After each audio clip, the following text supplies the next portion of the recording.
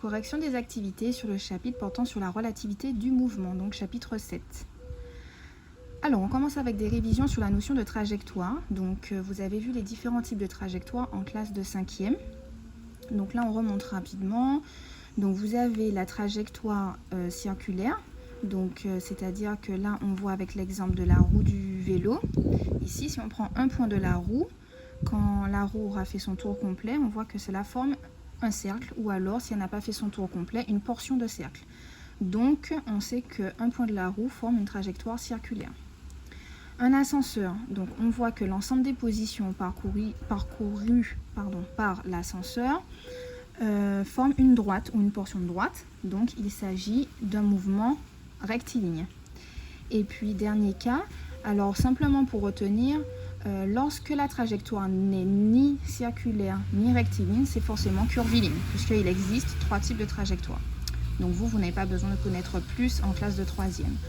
Donc simplement, on voit que cela forme une portion de courbe, donc il s'agit d'une trajectoire curviligne. Alors, on va identifier pour chaque lettre le type de trajectoire. Donc, ici, on voit que les points forment une droite, donc il s'agit d'une trajectoire rectiligne. L'ensemble des points pour la trajectoire B forme une portion de cercle, donc il s'agit d'une trajectoire circulaire. Pour la trajectoire C, on voit que ce n'est ni rectiligne ni circulaire, pareil pour la E et pareil pour la F. Donc les trajectoires C, E et F sont des trajectoires curvilignes, puisque ce n'est ni rectiligne ni circulaire. Retrouvez la définition correspondant à chaque type de trajectoire.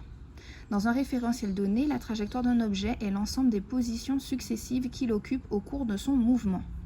Donc l'ensemble des positions successives, l'ensemble des positions forme ce qu'on appelle la trajectoire.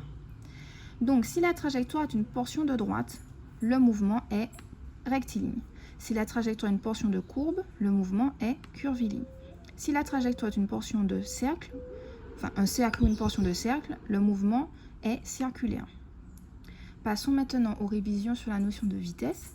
Donc, une notion qui a été abordée en classe de 5e et 4e et on l'a vu en début d'année.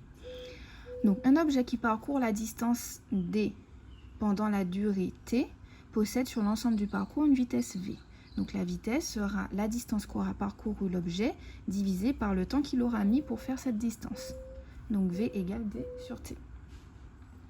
Alors, la direction et le sens sont des propriétés de la vitesse.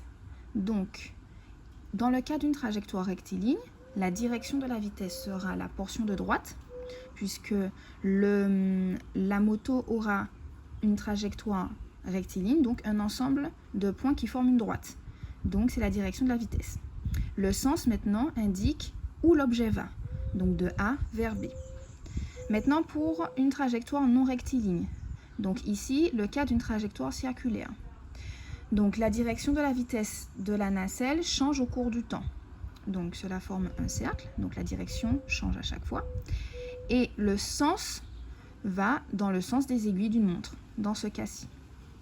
Maintenant, calcul d'une distance ou calcul d'une durée. À partir de cette formule, on peut retrouver ces deux-là. C'est le fameux triangle dont je vous ai déjà parlé. Donc le triangle, ce qui est en haut, ce sera en haut du triangle. Et en bas, on a 2 cases côte à côte. Donc ce sera V et T. Si on veut la distance, il reste V et T. V et T sont côte à côte. Quand les deux sont côte à côte, on fait une multiplication. Donc D égale V fois T.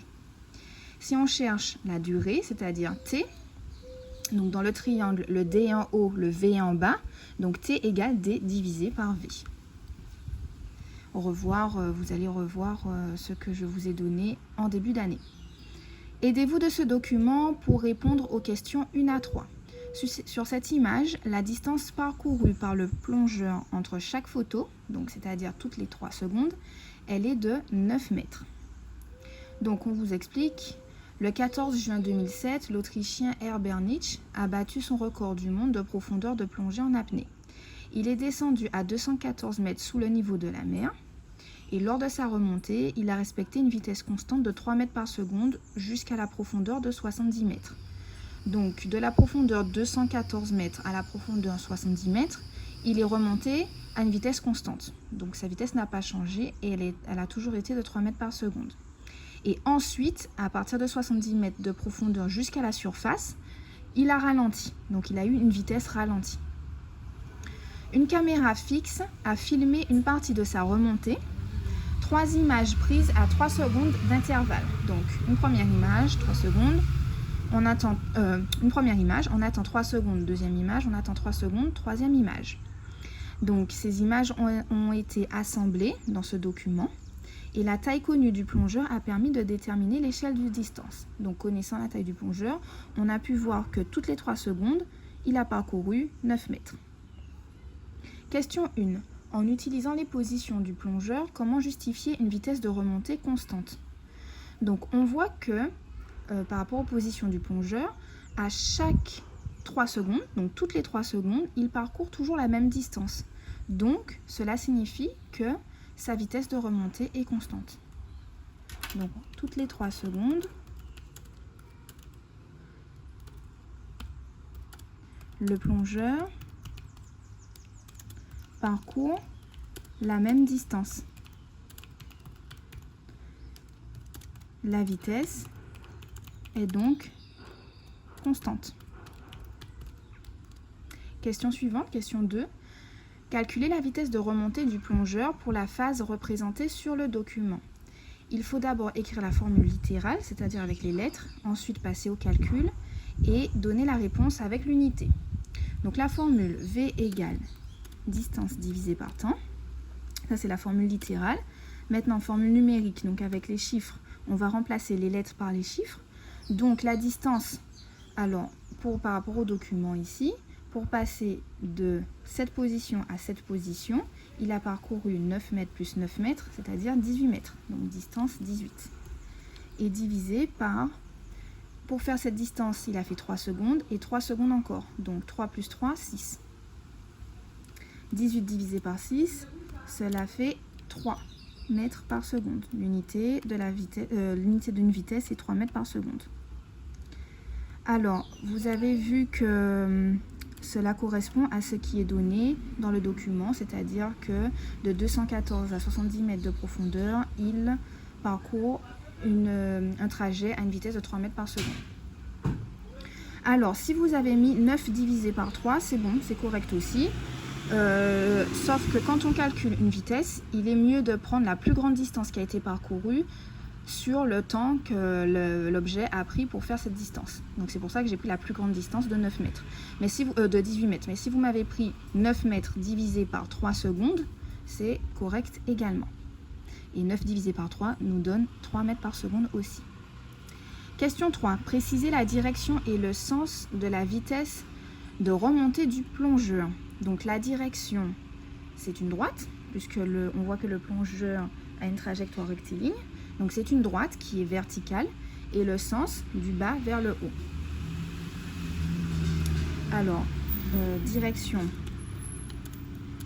droite verticale, sens du bas vers le haut. Alors maintenant, révision sur la notion de mouvement. Donc pour décrire un mouvement, il nous faut connaître la... donc je ne vais pas mettre en plein écran. Donc pour connaître un mouvement, il nous faut la trajectoire et la vitesse. Donc c'est ce que cette vidéo nous explique. Voilà, trajectoire et vitesse. Alors la trajectoire, on a vu qu'il en existe 3 types. Donc rectiligne, circulaire, curviligne. Et la vitesse peut soit augmenter, soit rester pareil, ou soit diminuer. Donc en fonction, on pourra déterminer le mouvement. Donc je vais donner simplement le résumé. Alors, en résumé, donc c'est à la fin de la vidéo.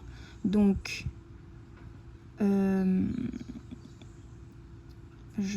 j'essaie de retrouver. Non, là ce sont des exemples. Alors, à la fin de la... Voilà. Donc, une vitesse constante nous donne un mouvement uniforme. Une vitesse qui augmente nous donne un mouvement accéléré. Une vitesse qui diminue nous donne un mouvement qui est ralenti. Donc, on ne voit pas écrit ici.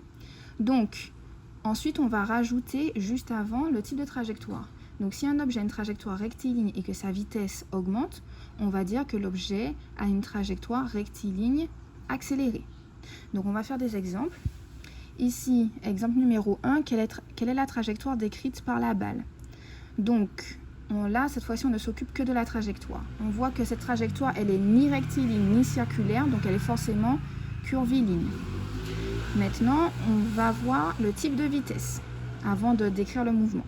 Donc, on voit que la distance entre chaque balle est de plus en plus petite, c'est-à-dire qu'il prend de plus en plus de temps pour pouvoir... la distance est de plus en plus petite sur le même temps. Donc, ça veut dire qu'il a ralenti. Donc, sa vitesse est diminuée.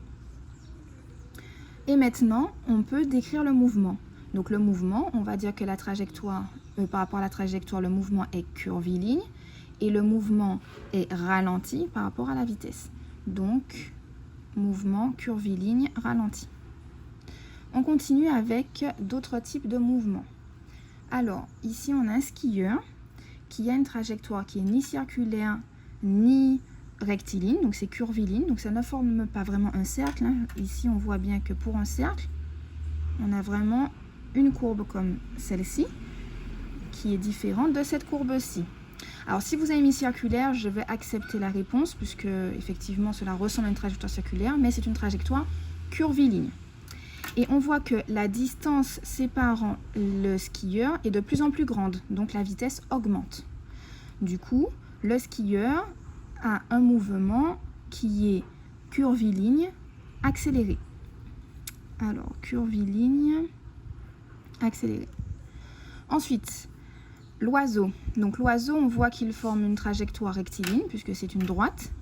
Et la distance entre les différentes positions de l'oiseau reste la même. Donc la vitesse reste constante, donc le mouvement est uniforme. Donc l'oiseau a un mouvement rectiligne uniforme. Maintenant la balle, donc phase de montée de la balle. Donc quand la balle monte, on voit que cela est ni circulaire ni curviligne, donc ni rectiligne, donc c'est curviligne. Et on voit que la distance entre chaque balle est de plus en plus petite, donc la balle ralentit. Donc le mouvement est curviligne ralenti pour la phase de montée. Donc curviligne ralenti. Maintenant pour la phase de descente, on voit que la distance entre chaque balle est de plus en plus grande, donc le mouvement est accéléré. Et au niveau de la trajectoire, ce n'est ni rectiligne ni circulaire, donc c'est curviligne. Donc pour la phase de descente de la balle, le mouvement est curviligne accéléré. Mouvement curviligne accéléré. On continue. Alors le chat, on voit que le chat, sa trajectoire c'est une droite, donc rectiligne. Et la distance entre chaque position est de plus en plus petite, donc le chat ralentit. Donc le mouvement est rectiligne ralenti. Rectiligne ralenti. L'oiseau. Donc l'oiseau forme, sa trajectoire forme une portion de cercle, donc il s'agit d'une trajectoire circulaire. La distance entre chaque oiseau est de plus en plus grande, donc l'oiseau accélère. Donc le mouvement est circulaire accéléré. Alors, mouvement circulaire accéléré pour l'oiseau. Le motard, donc on voit que les différentes positions forment une droite, donc il s'agit d'une trajectoire rectiligne. Et la distance entre chaque moto est de plus en plus petite, donc la moto ralentit, comme la moto qu'on entend là, qui elle par contre accélère. Donc la moto ralentit, donc il s'agit d'une trajectoire rectiligne, enfin d'un mouvement rectiligne ralenti pour la moto. Alors, rectiligne, ralenti. Alors, pour la suite, ce sera dans une autre vidéo.